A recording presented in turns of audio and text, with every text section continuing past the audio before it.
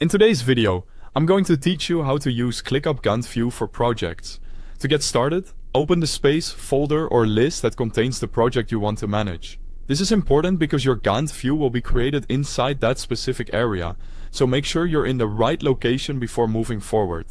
If your tasks are already organized there, you'll be able to turn them into a visual timeline in just a few moments.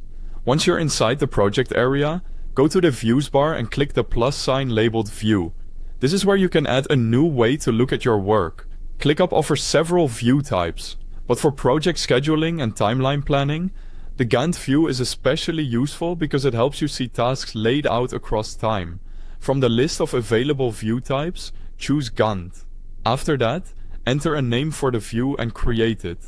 Giving the view a clear name can make it easier to find later, especially if your project has multiple views for different purposes, like list, board, or calendar. Now that the Gantt view is open, the next step is to add start dates and due dates to your tasks. This is what makes them appear on the timeline. Without task dates, the Gantt chart won't have enough information to place tasks in the schedule. If you want a complete and accurate visual plan, it's a good idea to review your tasks and make sure the dates are filled in correctly. After your tasks appear on the timeline, you can reschedule a task by dragging its taskbar left or right. This is one of the most convenient parts of working in Gantt view, because instead of opening each task and editing dates manually, you can simply move the task directly on the chart. If you need to shorten or extend how long a task lasts, drag the end of the taskbar. This lets you adjust the duration quickly and visually. It's especially helpful when timelines shift and you need to update the schedule without slowing down your workflow.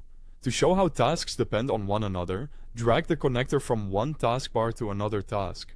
This creates a dependency link, which is useful for planning task order and understanding what needs to happen before the next task can begin. Finally, if you want to change how much time you see on the chart, click the current time period and choose days, weeks, months, or another available option. This helps you zoom in for detailed scheduling or zoom out for a broader project overview. Thanks for watching.